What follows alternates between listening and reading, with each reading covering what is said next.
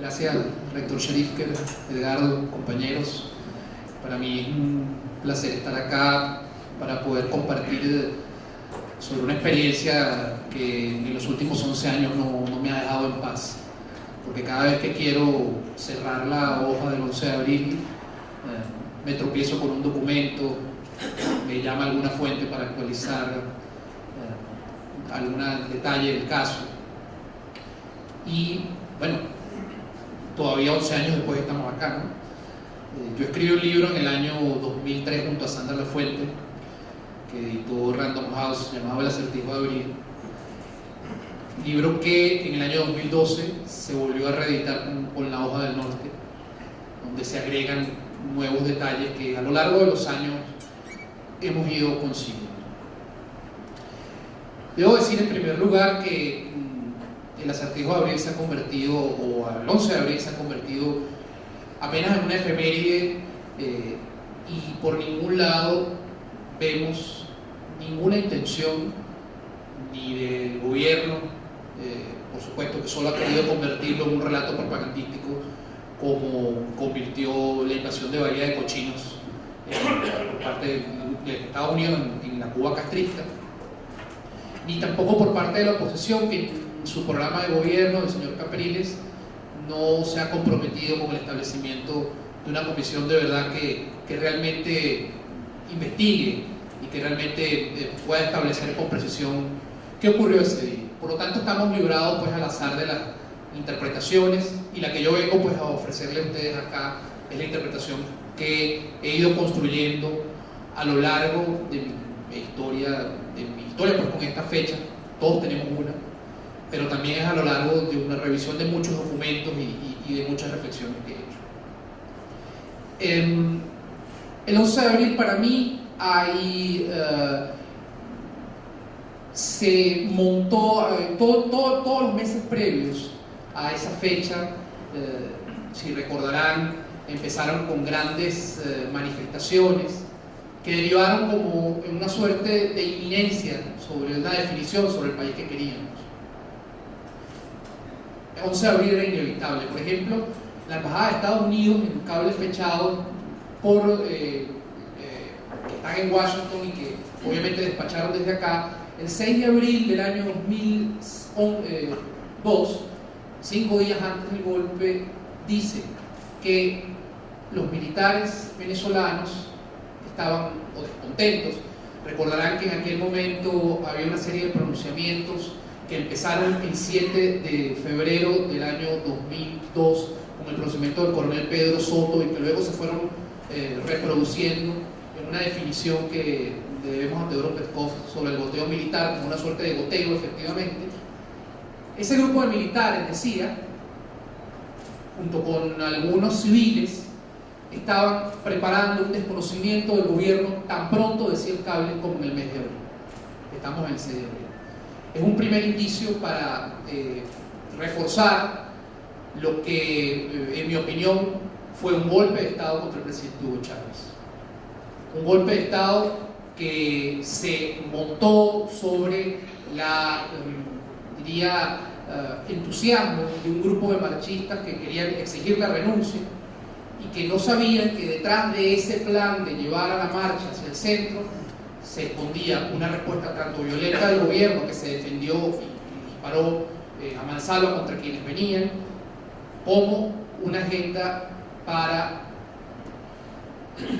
provocar una definición o la caída del presidente Chávez. Recordemos que el día antes se había declarado una huelga indefinida, y una huelga indefinida lo que provocaba era sencillamente la salida del gobierno. Esa salida se produjo casi brevemente, por supuesto, un día después, el 11 de abril. Hay una reunión que ocurrió en Fede Cámaras, paralelamente a la concentración que se estaba desarrollando entonces en PDVSA Achuado, que dejaba en manos de Pedro Carmona Estanga y de Carlos Ortega la decisión de ir hacia el centro de Caracas el 11 de abril. Segundo hecho que considero importante a la hora de establecer por qué creo finalmente que ese día o esa marcha era parte pues, de un plan para, o parte pues, del plan del golpe de Estado. Finalmente, quien cumple o quien decide que esa marcha va a Miraflores es Carlos Ortega, cuando dice, no sé si recuerdan, este río humano se va a Miraflores a pedirte la renuncia. En ese grupo de empresarios y en ese grupo de dirigentes políticos había muchísimas dudas sobre la posibilidad o la conveniencia, mejor dicho, de que la marcha se fuera a Miraflores, porque bueno, era poco previsible que podía haber un enfrentamiento como el que hubo. Pero sin embargo, bueno, se tomó el riesgo y se fueron. Y además hay que decirlo, que no toda la responsabilidad es de ellos, porque la gente también quería ir hacia el centro de Caracas. Si recordarán, la vieja sede de PDVSA Chuao se montó una tarima y la gente se fue saliendo hacia la autopista y fue caminando casi por impulso propio, porque había una necesidad de ello. Finalmente la dirigencia, interpretando eso, decidió mandar, pero detrás de eso había parte de un plan. ¿Por qué lo digo?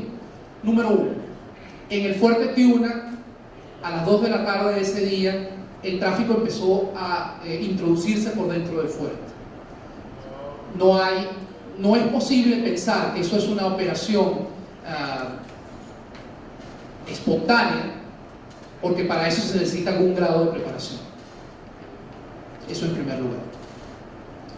Dos, los pronunciamientos que estaban grabados en un edificio en Chacao por parte de un grupo de militares, que el pronunciamiento que se grabó paralelo para desconocer al gobierno. Otro hecho que también se suma a esa manifestación. Esta fecha, obviamente, a partir de allí ocurrieron muchísimos hechos que nos han confundido a todos y que hacen que mucha gente defienda, desde el punto de vista del derecho, la tesis del vacío de poder, a partir del anuncio del general Lucas Rincón, u otras personas pues defienden que esto fue una operación planificada. Yo creo que en torno al 11 de abril hay cinco grandes misterios. El primer misterio que hay es quién disparó primero. Los testimonios que nosotros recogimos para la investigación y luego mis conversaciones con gente que participó en eso me dan a entender que los primeros disparos ocurrieron sobre el perímetro que está en Miraflores. En el expediente del caso hay un coronel que se llama Juan Gómez Angulo, que ha sido acusado de unas muertes alrededor del Palacio Blanco de militantes chavistas. Gómez Angulo era responsable del edificio, de uno de los edificios que estaba cerca pues, del Palacio Blanco, donde funcionaba o donde funciona la Dirección de Custodia y Rehabilitación del Ministerio de Interior y Justicia, una rama pues, perteneciente al servicio penitenciario. Allí, desde allí se presume la Fiscalía que ocurrieron dos de las muertes de los militantes que estaban allí. Y además debo decir que también, y lo escribí ayer en un artículo para Prueba Vinci, que hay una palabra que me dijo un militar comprometido con el golpe, con la conspiración, que me ha dejado siempre muy confundido, y más que confundido diría que con la imposibilidad de probar cómo podemos revelar si eso es cierto. Él me dijo: nosotros sabíamos que iba a haber varios muertos, pero esa es la única manera que teníamos de salir del gobierno. Entonces, bueno, con estos elementos yo me he ido formando pues, mi idea de que, bueno, lo que ocurrió el 11 de abril definitivamente fue parte de un plan para derrocar al gobierno. Disparó primero, decía entonces, desde allí aparentemente ocurrieron los primeros disparos. Y luego todo ha ocurrido, el misterio alrededor, por ejemplo, de la imagen en la que salen los pistoleros de Yaguno disparando hacia la marcha. En aquel momento se interpretó que había sido contra la multitud que venía marchando desde Ochao, porque no estaba establecido, realmente, no estaba establecido a qué hora había ocurrido eso. Por supuesto se generó una gran indignación en oficiales como el general Vázquez Velasco y como el general Rosendo, que en ningún momento tuvieron nada que ver con esa conspiración que se venía gestando. Esos disparos correspondieron a la última parte, sobre las 4:30, 5 de la tarde. Wolfgang, que está acá y que sabe mucho del tema, sobre el tema de las horas, podría pues, precisarlo mejor. Sobre las 5 de la tarde, eso corresponde a la última parte del enfrentamiento. Ya no había manifestantes de la oposición, porque ya todo el mundo se había ido desbandado, la mayoría se habían empezado a ir hacia la primera hora de la tarde. Pero también disparó, ahí disparó todo el mundo. También dispararon un grupo de chavistas al mando de Freddy Bernal, que se apostaron entre el puente Yaguno y la esquina de Piñango, muy cerca en esas 3 cuadras que va bajando de la esquina de Yaguno hacia la calle corta con la avenida Baral y la Asamblea Nacional, para ir eliminando sistemáticamente a opositores. Eso se puede ver en miles de fotos y miles de videos. También disparó la Policía Metropolitana. Es un hecho, hay fotos. Pero también es cierto que en el juicio que se llevó contra los comisarios Vivas, Simonovic y Forero, nunca se individualizó en las 2 víctimas que fueron por las cuales se llevó a cabo el juicio. No está probado que ninguno de esos funcionarios y que ni siquiera los comisarios fuesen responsables de esa muerte. Otro elemento más para la confusión. Hay una cosa en criminalística que siempre dicen los expertos, que es que el tiempo que pasa, verdad que huye. A tantos años del 11 de abril parece complicado poder construir o poder delimitar qué balas o desde qué armas salieron las balas que asesinaron a 19 personas. Por otra parte, voy a referirme al segundo misterio, pues, que yo he podido pues, verificar, o he podido, aparte del tema de la marcha y del asunto del disparo. Lucas Rincón Romero, otro gran misterio. Cuando se produce la crisis, finalmente, que el gobierno del presidente Chávez empieza a tambalearse, hay una reunión de militares posterior a la que fue televisada, donde se le decide quitar el apoyo al gobierno. Y bueno, y empieza esta situación en la cual empieza Chávez a negociar si renuncia o si abandona el cargo. Había un grupo de personas instaladas en Miraflores que era de la idea de resistir como Allende hasta el final, y otros eran partidarios de que el presidente fuese depuesto o que renunciara a su cargo y se fuera a La Habana. Entre esas negociaciones, en ese asunto, hubo una conversación entre Lucas Rincón y Chávez previa a eso. Había una amenaza del grupo de militares que estaba en la Comandancia General del Ejército de bombardear el Palacio de Miraflores si el presidente Chávez no salía en 10 minutos. En ese momento se produce una conversación con Lucas Rincón, donde Hugo Chávez le dice a Lucas Rincón: Lucas, diles sí que yo voy a renunciar y yo me voy a Fuerteventura. En ese momento ocurre la famosa locución de: se le solicitó la renuncia al señor presidente de la República de su cargo, la cual aceptó. Pero el hecho es que el presidente nunca firmó, porque después de esa locución se encerraron un grupo de oficiales en el 5º piso de la comandancia del ejército a tratar de convencerlo de que la firmara. Y un grupo de civiles que estaba patrocinando el golpe de Estado, entre los cuales se encontraban el procurador Daniel Romero, otro empresario llamado Isaac Pérez Recao, eran los grandes financistas de todo el grupo que decidió conspirar, se negaron a que el presidente Chávez viajara a La Habana. Al negarse a que el presidente Chávez se viajara a La Habana, el presidente Chávez dijo: yo no firmo, en este momento pues seré preso de usted. Y así ocurrió, nunca hubo la renuncia. De manera que lo que presentó Napoleón Bravo el 12 de abril es un documento falso. No hubo tal renuncia. Sin embargo, para los abogados hay un valor en el hecho de haber anunciado la renuncia. Es lo que llaman un hecho público, notorio y comunicacional.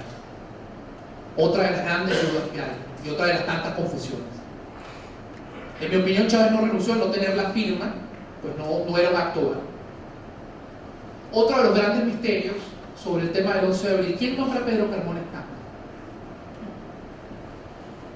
Bueno, yo vi a Carmona, he visto en estos 10 años a Carmona un par de veces. Lo vi en junio del 2003 en Bogotá, y luego lo vi el año pasado también en su vivienda. Él está dando clases en la Universidad Sergio Arboleda y está muy dedicado al área académica. Pero Carmona todavía no aclara quién lo nombra. Mi teoría es que Carmona fue parte o el líder escogido por ese grupo encabezado por el almirante Ramírez Pérez, que fue el que en ese manejo, en esa puja por el poder, el que se quedó pues con la decisión de conducir la transición que, como había dicho Carmona, en año y medio iba a convocar elecciones. Carmona, de la marcha, se va a Venevisión. En Venevisión da una declaración y luego, estando en Venevisión, dice: yo me voy a dormir a mi casa porque estoy muy cansado. Carmona estaba muy cansado y, sin embargo, horas después o minutos después aparece la Comandancia General del Ejército redactando lo que iban a ser las primeras palabras que iba a dar como presidente encargado de eso. ¿Qué pasó en esos minutos? Recibe una llamada de una persona que le dice que se presente en el Fuerte Ubría. En los 10 años que han pasado, de miles de maneras he tratado de preguntarle: ¿quién fue la persona que te llamó? ¿Quién fue la persona que...? Y no hay manera de que lo diga. Él dice que si él revela quién fue esa persona, con la situación jurídica que hay en este país, la falta de Estado de Derecho, podría ser víctima pues de persecución. Pero ese es otro de los grandes misterios. Sencillamente lo que sabemos es que Carmona salió de Venevisión y llegó a Fuerteventura y empezó a redactar el famoso decreto. Bueno, perdón, era el Four Seasons, pero era antes lo que leí frente a la Plaza Taller. El famoso decreto. El famoso decreto es también otro de los grandes misterios sobre el asunto del 11 de abril.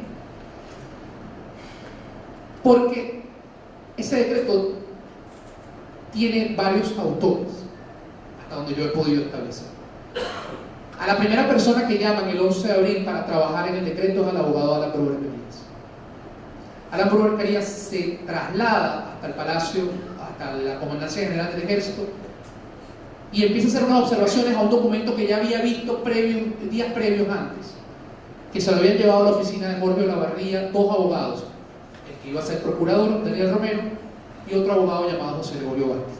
Ambos han desmentido que hayan estado en esa reunión. Como siempre, pues estamos en manos de yo digo sí y tú dices no. Bueno, ese documento planteaba lo que luego leyó Carmona. Sin embargo, Brewer estuvo haciendo unas consideraciones apegadas a lo que había escuchado en la televisión, que era ya un hecho público y comunicacional notorio, y además basadas en la recientemente firmada Carta Democrática Interamericana. Y en ese sentido empezó a trabajar en un documento cuyos considerandos redactó Brewer, pero que nunca se cambió en la parte dispositiva, donde estaba establecido la eliminación de la Asamblea Nacional, donde estaba establecido la, por supuesto, cesión de todos los poderes, y lo que constituía finalmente un golpe de Estado. ¿Qué ocurrió entonces? Que quien tenía el control del país, que era el general Vázquez Velasco, que no estaba involucrado con el golpe, decidió quitarle el apoyo, y en consecuencia vino entonces el contragolpe que impuso a Hugo Chávez nuevamente en el poder. Yo estas revelaciones, estas informaciones que he venido pues, a comentar con ustedes, insisto, son parte de una investigación larga que hemos hecho con Sandra Fuentes, pero que en modo alguno pueden constituirse como una comisión de la verdad, a la cual, insisto, creo que como venezolanos todos estamos obligados a prestar nuestro apoyo y a reclamar porque se establezca, para que el 11 de abril deje de ser entonces una efeméride y se convierta en una fecha de nuestra historia contemporánea sobre la cual podamos reflexionar y sobre la cual podamos encaminar el país. Muchas gracias.